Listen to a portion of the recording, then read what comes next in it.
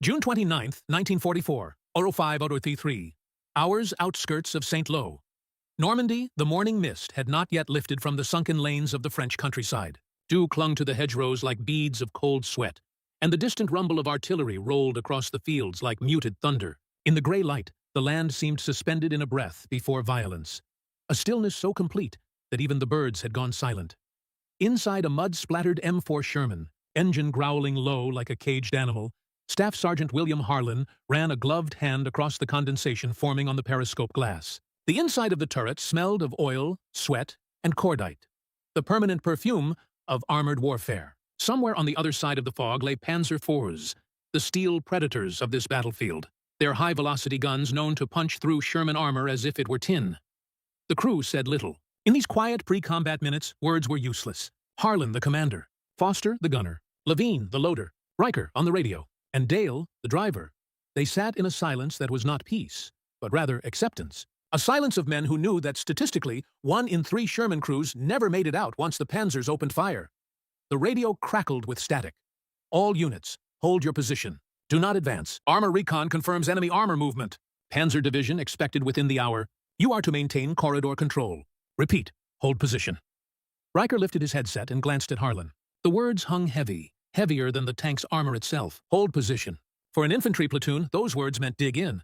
For a tank crew, it meant death if the enemy struck from a superior angle.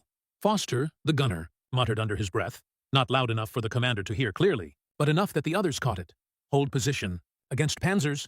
That's not an order. That's a sentence. Harlan didn't respond. His eyes, tired beyond his 26 years, scanned the hedgerow through the slit of armored glass. He had learned over the past weeks that Normandy was not a battlefield. It was a maze, and every hedgerow was a blind corner where death could be waiting with a crosshair. Somewhere out in the fog, a sharper sound cut through the distant artillery. Track movement. Heavy, metallic. Too refined to be a Sherman. The crew stiffened. Foster's hand hovered near the elevation wheel of the 75mm gun. Then the sound stopped. Not faded. Stopped. As if the enemy had frozen to listen. A long second passed. Then another. And then impact. The first shell hit somewhere to their left. A dull metallic clang followed by a shower of earth and stone that slammed against the Sherman's hull like hail. Dale instinctively flinched, hands white on the controls. Levine's stomach lurched. Riker let out a short, involuntary sound. A half laugh, half shock reaction. Direct engagement had begun. Over the radio, another unit screamed something unintelligible. A burst of static. Then a distant explosion cut them off. Somewhere in the hedgerow network, another Sherman had just been hit. Whether knocked out or burning, no one could tell. Inside Harlan's tank, time became slower, heavier. Breaths became measured. Muscles tightened. Down in the driver's seat, Dale heard it first. A deep, grinding clatter of armored treads, closer now, moving with deliberate confidence. Panzer confidence. A second shell cut through the fog. This one closer, throwing a shock wave that rattled the periscope and made the entire Sherman groan under the concussion. The sound of metal under stress, that unmistakable howl of a tank hit too close for comfort, echoed across the lane. Harlan finally spoke, voice level, painfully calm. Gunner, eyes on left ridge. Loader, ready AP, stay tight. But the fog was too thick. Foster scanned, but there was nothing but shifting gray and the faint silhouette of hedgerows closing in like walls. Then it happened, a glint of something dark and angular beyond the mist. A turret turning, Levine's voice cracked. Panzer, left, traversing. Foster rotated the gun, heart hammering, but their angle was wrong. The Sherman's forward arc couldn't line up without exposing the entire hull. Holding position meant staying forward-facing. But that forward face was now nothing but a target plate. Harlan knew it. He recognized the problem instantly, not just tactically, but mechanically. He had once worked in a machinist's shop. He understood angles, surfaces, vectors of impact, and right now, everything about their position was wrong. Outside, the fog thinned for only a second, just enough to see the Panzer IV's side profile turning, its commander likely scanning for the telltale rounded silhouette of a Sherman hull to finish the kill. The crew waited for a command. Any command, but none came. Not from battalion, not from infantry support, not from the doctrine written in ink by men far from this field, and in that split second of suspended breath, the truth became clear to Sergeant Harlan. Orders would not save them. Movement would. His hand gripped the turret edge, knuckles white. Before the war turned him into a tank commander driving through the hedgerows of Normandy, William Harlan had never imagined a battlefield. His world had once been defined by the rhythm of machinery, the measured clank of metal under pressure, the hiss of steam from hydraulic arms, and the scent of hot iron at the Cincinnati railworks, where he worked as an apprentice machinist. He was the kind of man who noticed the way gears meshed, how a misaligned bearing could change the entire motion of a machine. While others saw only steel, he saw momentum, friction, the hidden language of mechanical force. Men around him in the shop joked that Harlan didn't speak much because he was busy listening to the machines instead. War, in 1941, was something distant, a thing printed in newspapers with black and white photos of Europe in flames. He'd pause sometimes during lunch breaks as the radio in the workshop crackled through news bulletins. German armor sweeping Poland, French lines broken, Soviet columns burning in the snow. But to him and the others, it was just noise carried on the hum of industry. Until Pearl Harbor. The day the factory sirens changed tone, long, continuous, almost mournful, he knew something had shifted. Within 3 weeks, the rail works was converted to produce armored components and ammunition crates. Draft notices arrived in thick envelopes. Men who had once argued about socket wrenches and steel composition were suddenly talking about enlistment, duty, and armored divisions heading to a place called North Africa. Harlan didn't rush to volunteer. He wasn't built from the romantic myth of the eager patriot. His decision came quieter. On a night when he stood alone in the factory yard, watching sparks fly from a cutting torch, as if pieces of the world were being burned away, reshaped into something harder. He walked into the recruiter's office the next morning, grease still on his hands. When he was assigned to the 3rd Armored Division, they asked about his mechanical background. He expected maintenance duty. Instead, they placed him in armored school, handed him a manual thicker than any book he had read, and pointed him toward an M4 Sherman. The first time he sat inside the tank, smelling the same oil and steel scent he knew from the workshop, something clicked. Not pride, not excitement, something more practical, understanding. Tanks, like machines, had personalities. Shermans were noisy, stubborn things. They rattled, overheated, complained through every gear shift. But they moved. Fast. Faster than they had any right to. He trained in Tennessee fields, then in English countryside mud, learning how to angle armor for ricochet, how to feel the moment a track might slip, how to sense a mechanical fault by vibration alone. Instructors spoke doctrine. Harlan listened, but more importantly, he tested. If something didn't make sense mechanically, he made a note. Not for rebellion, for survival. The other men in his crew came from entirely different worlds. Foster had been a dock worker in Boston, fast-talking and sharp-eyed. Levine once studied art before the draft claimed him. Riker drove buses in Detroit. Dale was a farmhand from Kansas, who measured everything by soil and distance between fences. And yet, inside the Sherman, they became parts of a single machine, each man's movement linked to another's. Like gears, like pressure plates. During a lull in training exercises in England, Harlan once told Dale, the driver, "A tank isn't meant to hold still. Metal that doesn't move breaks." Dale nodded, not understanding fully, but remembering. Those words would echo later, in Normandy, when orders told them to hold position against approaching Panzers. War was coming, and Harlan, the machinist who once believed in angles more than orders, would soon discover that outthinking death required more than obedience. It required motion, even when command demanded stillness. The maps laid out on the hood of the command jeeps looked clean, clinical, a network of lanes, hedgerows, and villages marked with neat pencil strokes. But out in the fields beyond St. Lo, nothing was neat. The land itself was a trap, carved from centuries of French farming. Each field boxed in by thick earthen hedgerows, 6 feet high, roots tangled like wire, impossible for infantry to see over, deadly for tanks that had to crest them blindly, exposing their bellies to whatever waited beyond. To American planners, Normandy had seemed like open ground after the beaches. They expected momentum, armored thrusts like Patton's desert maneuvers. What they found instead was a chessboard of green walls, each one a potential ambush site. German doctrine adapted faster. Panzer I-4s and Sturmgeschütz 3 assault guns were positioned to use the hedgerow angles as natural firing lanes. Their orders were simple: do not duel. High-velocity 75mm guns. A single well-positioned Panzer could knock out 3 Shermans before the column even located its shooter. American doctrine, by contrast, was still rooted in forward assault. Tank crews were drilled to maintain formation, keep the gun facing front, and advance through the corridor, trusting infantry to clear the flanks. But in the tight hedgerow lanes, infantry support often fell behind, tangled in undergrowth or pinned by machine gun nests. And so, by the time of the St. Lo push, U.S. armored crews were being sent into kill corridors, asked to hold ground in lanes where visibility extended no more than 30 yards ahead. 3 days before Harlan's crew took position in that lane, a meeting had been held at the divisional staff tent. A colonel had outlined the objective in precise terms. You will secure and maintain corridor access here. Armor will hold until infantry can stabilize the flanks. A junior officer, one of the few who had actually been down a lane under fire, had tried to speak. "Sir, a Sherman holding still is..." The colonel cut him off without raising his voice. "Doctrine says armor supports infantry by holding ground until infantry relieves it. That is the doctrine. We are not revising it in the field." That single line, delivered with quiet authority, sealed the fate of dozens of crews who would soon learn that doctrine did not account for German initiative. Panzer 4 4EH models, the very ones rumored to be moving towards St. Lo, had thick frontal armor, 80 minute of hardened steel. Shermans, with their 75mm guns, had a chance to penetrate only from the sides or rear, and even then at close range. To achieve that angle, a crew would have to move, rotate, withdraw, or flank. But command orders were clear. Do not maneuver out of formation. Do not expose the flanks. Do not reverse without radio confirmation. And radio confirmation rarely came in time. Thus, by that June morning, the battlefield conditions were these. Terrain favored German armor. Doctrine favored immobility.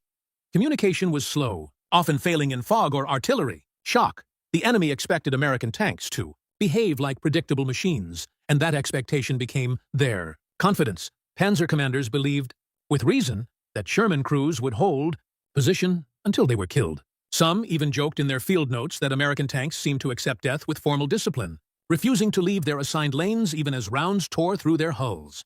It was into this strategic cage, this collision between doctrine and terrain, that Harlan's Sherman rolled. And it was here, in a corridor where orders said hold and survival whispered move, that one reverse maneuver would break more than just formation. It would fracture doctrine itself.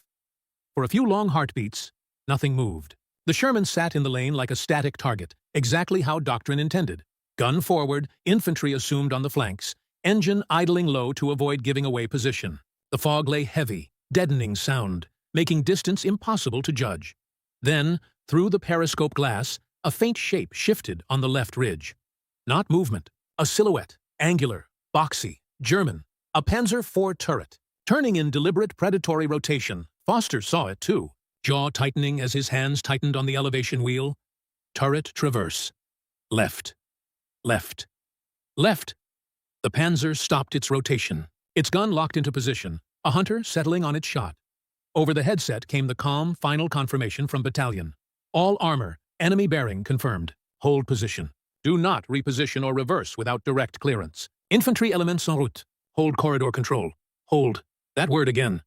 The Panzer's muzzle flashed a fraction of a second before the sound hit. A white jet of smoke erupted from the hedgerow. The shell cut the air with a screaming velocity, a banshee howl of metal, and struck the ground just short of the Sherman, the blast rocking the tank like a ship hit by a rogue wave. Levine flinched. Riker swore under his breath. Dale's boot hovered just above the accelerator, waiting for permission that would never come. Harlan's heartbeat slowed instead of quickening. In that moment, his mind wasn't on fear, it was on angles. A Panzer firing from a rising left flank meant its gun depression was limited. If he reverse-angled the Sherman, using the ditch as a pivot point, he could force the Panzer to over-rotate, exposing its side armor for a split second. Doctrinally, it was insanity. Mechanically, it was sound. No manual approved it. No training scenario taught it. It was a machinist's instinct applied to tank combat. Harlan placed his hand on Dale's shoulder. Driver. Dale didn't look back. His eyes stayed forward, knuckles white on the controls. Say it, Bill! Say it and we go! A second Panzer shell screamed past, clipping the hedgerow, showering the Sherman in mud and shattered wood. German gunners were walking their shots inward. They had the range now, hold position, and die. Or move, and break formation, break orders, break doctrine. Harlan exhaled once, not a breath of fear, but a breath of decision. His voice, when it came, was low. Controlled. Driver. Full reverse. Now. There was no dramatic music, no rallying cry, just the roar of the engine as Dale slammed the Sherman into reverse, the treads grinding back, mud spraying from under the hull. From the outside, any watching officer would have seen a tank breaking doctrine, reversing out of assigned position without clearance, abandoning a forward-firing stance. But inside the tank, something different happened. Foster's gun adjusted to match the rollback, barrel tracking with machine precision. Levine's hands moved on instinct, loading armor-piercing rounds smooth as a factory assembly line. Riker cut battalion chatter from his headset, switching to local tank intercom only. The crew sealed themselves into their own separate world of motion. one not tied to radio orders, but to survival mathematics. As the Sherman slid back into the angled ditch, its profile lowered, hull slanted, gun now facing across the hedgerow line, not down the lane. To the Panzer spotters observing through narrow optics, the Sherman vanished from expected sight line. A German loader hesitated, confused. A Panzer commander adjusted his view, thinking a second Sherman had appeared to the flank. That moment, that single beat of enemy hesitation, was the birth of what would later be whispered among German tank crews as the Phantom Sherman. And all of it began because one man broke a single word. Hold June 29th, 1944, 05:28 hours. The Sherman lurched backward into the ditch with a violent jolt, treads churning up earth as the hull angled sharply. From the outside, it looked clumsy, disordered, a panicked retreat. But inside the tank, the movement was exact, controlled with the precision of a machinist guiding a steel component into alignment.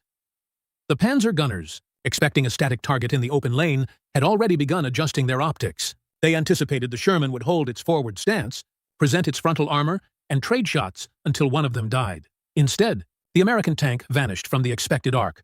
Where the hell are they? German radio chatter from the Panzer platoon. Intercepted later in the day, Harlan's Sherman settled into the angled depression, hull slightly canted, giving it what tankers would later call an improvised reverse slope advantage. From this position, only a small portion of the turret was visible, and the gun now faced directly across the hedgerow line. Not down the lane, inside the tank, time narrowed. Target, left ridge. Mark 3 degrees, Harlan said. Voice like iron, 3 degrees left. On, Foster confirmed, hand firm on the traverse crank. AP loaded, Levine breathed, his voice low, eyes locked forward, even though he couldn't see the target. Driver. Hold steady, Harlan said. And Dale did. His hands, which had been shaking minutes earlier, were now still as stone. For a heartbeat, everything went silent. Then, fire.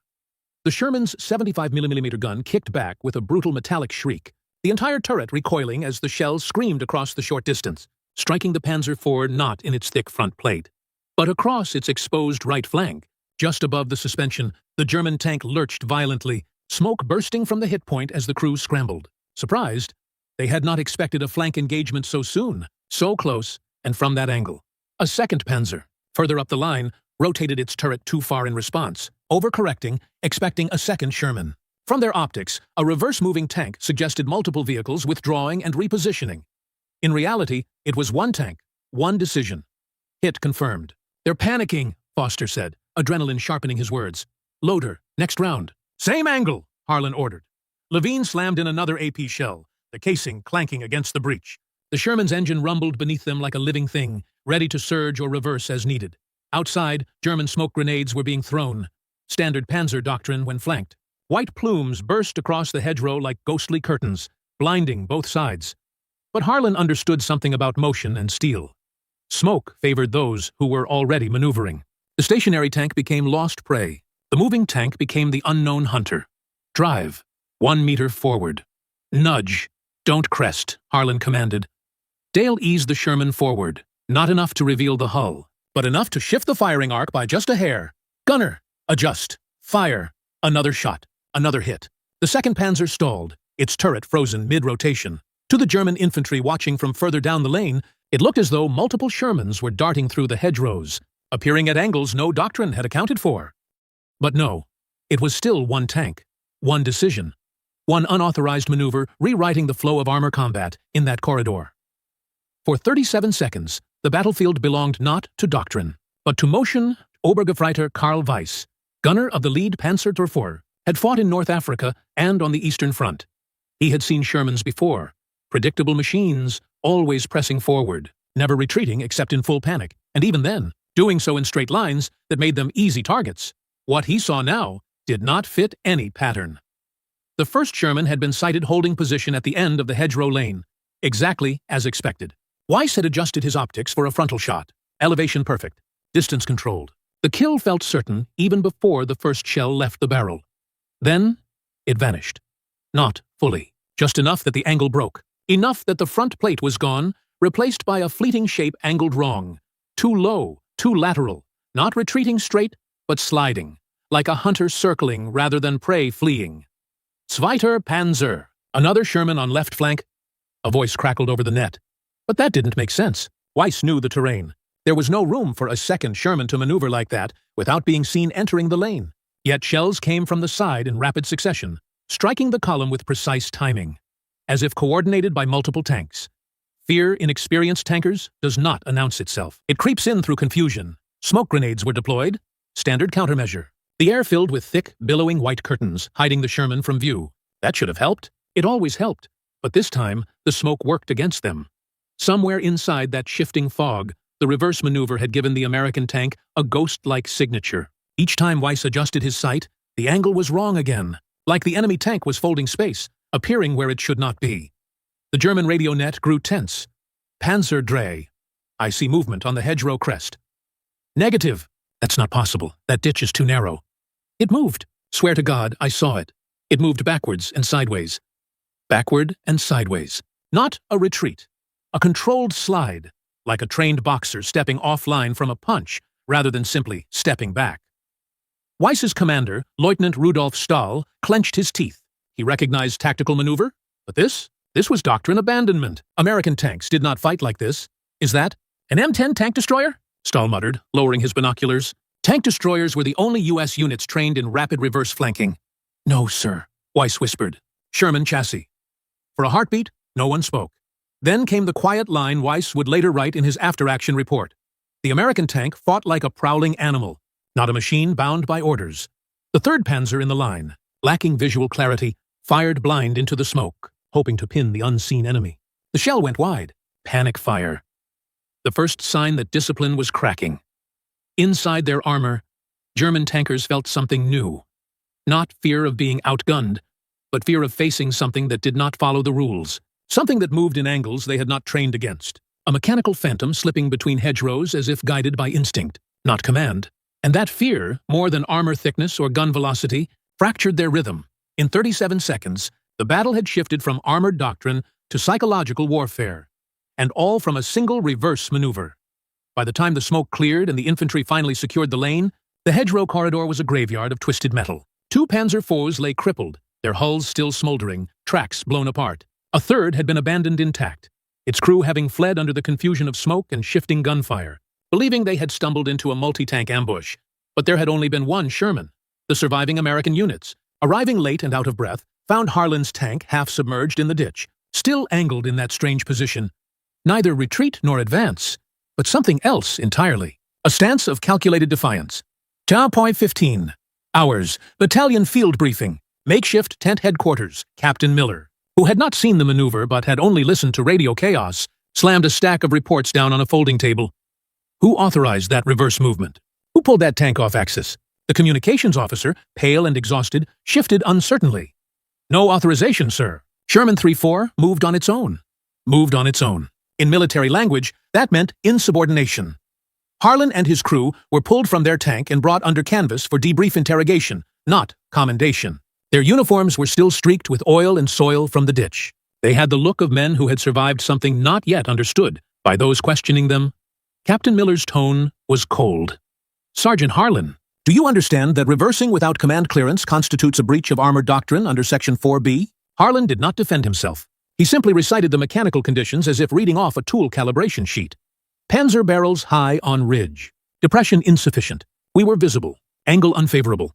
Had we held rotation, round would have penetrated through the lower glacis. Reverse slope corrected that. The captain stared at him. We don't make decisions in the field based on personal interpretations of mechanical angles, Sergeant. You follow orders. There was silence. Harlan didn't speak. The air in the tent felt heavy. Then, unexpectedly, a lieutenant from the Armor Assessment Unit stepped forward, holding a pair of field binoculars and a clipboard.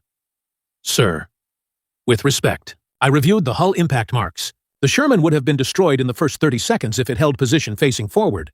The reverse angle dropped their profile 6 degrees. The Panzer's shot overshot, by that exact margin. Captain Miller hesitated.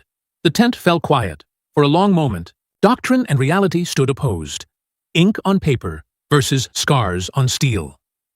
Miller finally exhaled, slow and restrained. And the 2 Panzers? The lieutenant's voice remained calm, professional, neutralized, from flank angle. That position was only possible from reverse ditch alignment. No standard formation could achieve that without turning the entire column. In the silence that followed, the weight of what had happened began to settle. A forbidden maneuver had worked. Not out of recklessness, but out of mechanical logic. The captain said nothing more. He dismissed the crew without commendation, without reprimand. As Harlan stepped out of the tent, he heard two junior officers whispering over the battle reports. What do we call that move? It doesn't have a name. It isn't in the manual. Maybe it should be. The official after-action report did not mention reverse ditch maneuver or flanking thrust achieved by non-standard withdrawal. It used sterile language. Sherman 3-4 repositioned under pressure and engaged enemy armor to advantage, as if it had been a routine affair. But soldiers do not pass down sterile language. They pass down memory, and memory spread. By the second week of July, tank crews from other companies were quietly asking Harlan's driver how he had managed to reverse the Sherman without throwing a track. Others asked Foster how he held target acquisition during a lateral slide. Some didn't ask questions. They simply repeated what they'd heard from passing infantry. There's a Sherman up there. The Germans thought it was two tanks. The Germans, too, had spoken.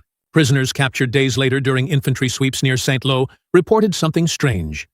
We were told an American tank was moving. Wrong. Not like others. Your tanks always come forward. This one fought as if it was hunting. No officer wrote that down. But the infantry did not forget it. August 1944. Unofficial notes. Armor training platoons. England. In the margins of field manuals. Drawn in pencil by hands that would never sign an official document, someone sketched an arrow sliding backward at an angle.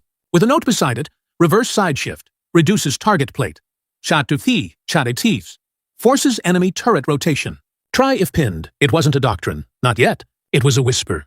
In training yards in England, new Sherman crews began experimenting when instructors weren't watching, testing how far they could safely reverse before the suspension groaned, calculating how much arc they could gain without exposing side armor. Some failed, throwing tracks into soft mud. Others learned to feel the ditch the way Harlan's driver had. Not by sight, but by machine instinct. One evening, a young lieutenant overseeing an exercise saw a Sherman deliberately angle itself while reversing under mock fire. He stormed toward the crew, ready to deliver a reprimand, until he heard one of the trainees mutter, "They called it the Phantom Sherman move." Happened near St. Lo. The lieutenant paused, said nothing.